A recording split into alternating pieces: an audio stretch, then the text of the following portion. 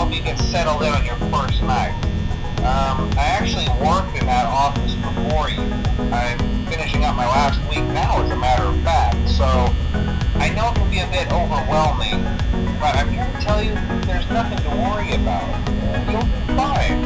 So let's just focus on getting you through your first week, okay? Let's see. First, there's an introductory greeting from the company that I'm supposed to read. It's kind of a legal thing, you know. Welcome to Freddy Fazbear's Pizza, a magical place for kids and grown-ups alike, where fantasy and fun come to life. Fazbear Entertainment is not responsible for damage to property or person. Upon discovering that damage or death has occurred, a missing person report will be filed within 90 days or as soon as property and premises have been thoroughly cleaned and bleached and the carpets have been replaced. Blah, blah, blah. Now, that might sound bad, I know, but there's really nothing to worry about. The animatronic characters here do get a bit quirky at night, but do I blame them? No. If I were forced to sing those same stupid songs for 20 years and I never got a bath, I'd probably be a bit irritable at night too. So remember, these characters hold a special place in the hearts of children and we need to show them a little respect, right? Okay. So just be aware, the characters do tend to wander a bit. They're left in some kind of free roaming mode at night. Something about their servos locking up if they get turned off for too long. They used to be allowed to walk around during the day too, but then there was the bite of 87. Yeah, it's amazing that the human body can live without the frontal lobe, you know? Now concerning your safety, the only real risk to you as a night watchman here, if any, is the fact that these characters, if they happen to see you after hours, probably won't recognize you as a person. They'll most likely see you as a metal endoskeleton without its costume on. Now, since that's against the rules here at Freddy Fazbear's Pizza, they'll probably try to forcefully stuff you inside a Freddy Fazbear suit. Now, that wouldn't be so bad if the suits themselves weren't filled with crossbeams, wires, and animatronic devices, especially around the facial area. So you can imagine how having your head forcibly pressed inside one of those could cause a bit of discomfort and death. The only parts of you that would likely see the light of day again would be your eyeballs and teeth that pop up in front of the mask. Yeah, they don't tell you these things when you sign up. But hey, First Station of the Breeze, I'll chat with you tomorrow. Check those cameras and remember to close the doors only if absolutely necessary. Gotta conserve power. Alright, good night.